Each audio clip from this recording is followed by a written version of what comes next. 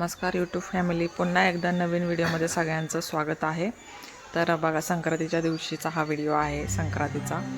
आणि पुरणपोळी तर काय आम्ही बनवली नव्हती, पण छान असं गव्हाच्या पिठाचा हलवा, नंतर मुगाच्या डाळीचे भजे बनवले होते छान, नंतर बेसनाचे पापड बनवले होते, पुऱ्या बनवल्या होत्या, बटाट्याची भाजी बनवली होती. बघू शकताय मस्त अशी पतंग उडवायचा पण कार्यक्रम चालू आहे. आणि सगळं घरातलं आवरल्याच्या नंतर मस्तपैकी आम्ही पूजा करण्यासाठी गेलो मंदिरामध्ये. सगळ्यांना संक्रांतीच्या खूप साऱ्या शुभेच्छा. तिळगुळ घ्या आणि गोड गोड बोला.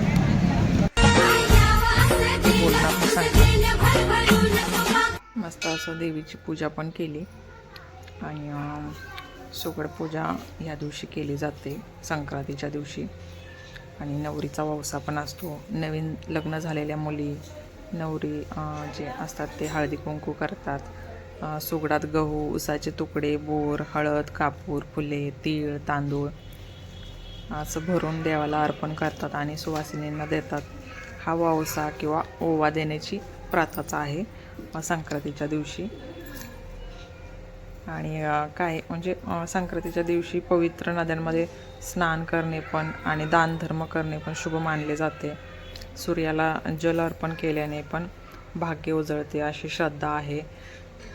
तर अनेक ठिकाणी म्हणजे पतंग उडवून पण संक्रांतीचा सण असा साजरा केला जातो. आणि आयुर्वेदात तर महत्त्व आहेच, म्हणजे शरीरातील अग्नी म्हणजे डायजेस्टिव्ह फायर तीक्ष्ण असतो, त्यामुळे तीळ आणि गूळ खाल्ल्याने ऊर्जा मिळते आणि कफदोष वाढत नाहीत असे मानले जाते. संक्रांतीच्या दिवशी तिळगुळ वाटणे दक्षिण भारतात तर पोंगल म्हणतात संक्रांतीला, आणि पंजाबमध्ये लोहरी म्हणतात. आपल्या इकडे तर महाराष्ट्रात तर आपण संक्रांतच म्हणतो, मकर संक्रांत. मकर संक्रांत म्हणजे सूर्यदेवाचा मकर राशीत प्रवेश आणि रब्बी पिकांची कापणी यांचा आनंद साजरा करणारा सण आहे बरं का. ज्यात तिळगुळ वाटणे, पतंग उडवणे आणि सुगड पूजा, नवरीचा वौसा करणे यांसारख्या प्रथा आहेत.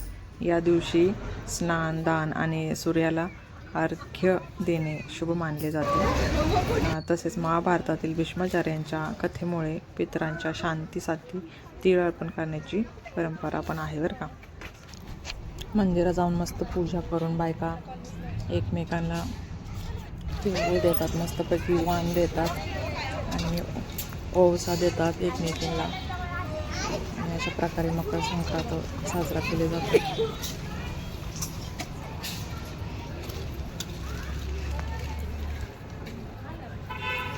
तर ज्योतिषीय महत्त्व असं आहे मकर संक्रांतीचं. सूर्यदेव पुष्प नक्षत्रातून मकर राशीत प्रवेश करतात, यालाच मकर संक्रांत म्हणतात. या दिवशी सूर्य उत्तरायण सुरू करतात, जो शुभ काळ मानला जातो.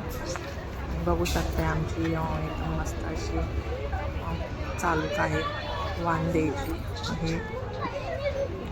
आणि खूप छान वाटत होतं. बायका सगळ्या जमलेल्या असतात, एकमेकांशी छान गप्पा पण होतात, प्लस वाण दिलं जातं एकमेकांना. खूप छान वाटतं म्हणजे.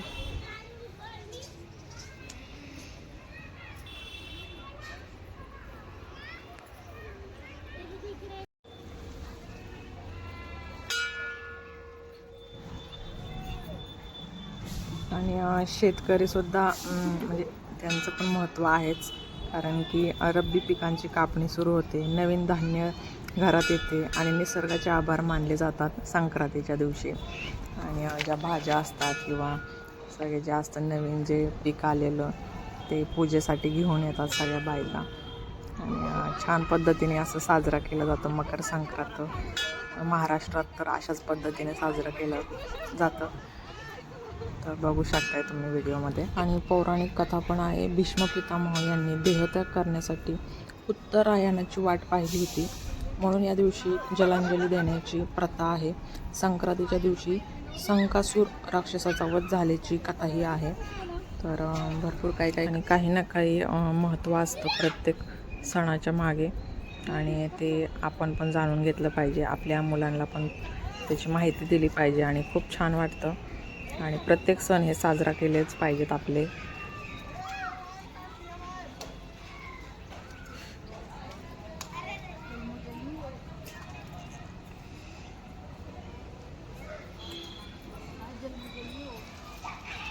हसू दे सौभाग्याचं कुंकू माथ्यावर, हसू दे धनी माझ्या कुंकुवाचा जन्मजन्मी मला मिळू दे.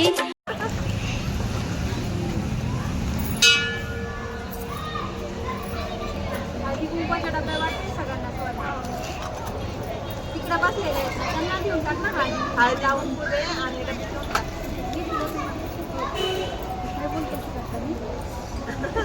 सीतेचा वसा, रामाचा वसा, जन्मजन्मी वसा.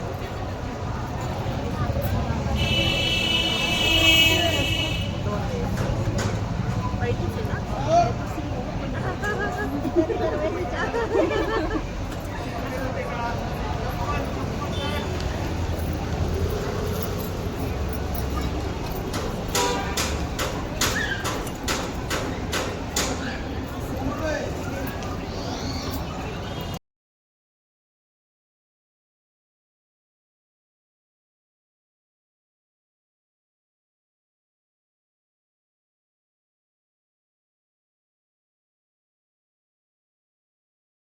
आणि अशा प्रकारे आमची मकर संक्रांती साजरा झालेली आहे. तुमची कशी मकर संक्रांती साजरा झाली ते कमेंट बॉक्समध्ये नक्की सांगा. आणि असेच छान छान व्हिडिओ पाहायचे असतील तर आपल्या चॅनलला सबस्क्राईब करायला विसरू नका. आपल्या चॅनलवरती शॉर्ट व्हिडिओज पण आहेत, लाँग व्हिडिओज पण आहेत. नक्की पहा, आनंद घ्या. आणि मकर संक्रांतीच्या सगळ्यांना हार्दिक हार्दिक शुभेच्छा. आणि आमची पूजा वगैरे झाली, नंतर वाण वगैरे देऊन झाल्याच्यानंतर आम्ही 7पर्यंत तरी आम्ही मंदिरामध्येच बसलो होतो. खूप छान प्रसन्न वातावरण होतं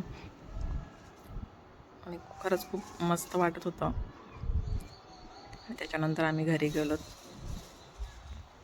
तर कसा वाटला व्हिडिओ नक्कीच कमेंट बॉक्समध्ये सांगा. चला तर मग पुन्हा भेटूया पुढच्या व्हिडिओमध्ये. तोपर्यंत बाय बाय.